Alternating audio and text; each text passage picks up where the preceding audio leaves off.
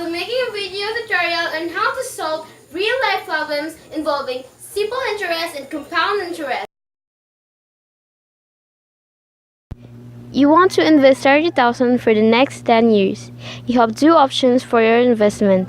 The Bank A offers simple interest at a rate of 6%, while the Bank B is compound interest at a rate of 6% compounded yearly. Which should you choose? The formula for simple interest. These all the given, which principal is 30,000, the rate 6% or 0.06 which converted into decimal, the time which 10 years, and finding the simple interest. Let's solve first using simple interest. Using the formula, let's begin to solve the problem. I is equal to 30,000, the principal, times 0.06, the rate, times 10, the year. Multiply first the left side, which is the rate and time. After that, multiply the principal to 0.6. And there you go. The simple interest is 18,000.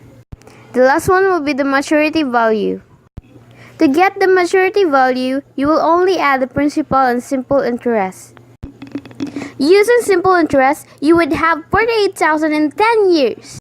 Now, let's proceed to the next, which is using the compound interest.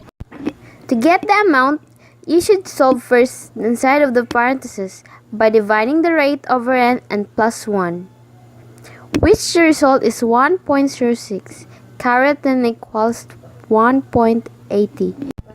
1.80 plus the principal is equals to 53,725.4,309 Using compound interest, you would have 53,725.4,309 You should choose Bank B, which is the one that offers compound interest to put your money in investment. And additionals, compound interest works to your advantage when you are an investor, but an disadvantage when you are a borrower, borrowing money fit for simple interest. So thank you for watching.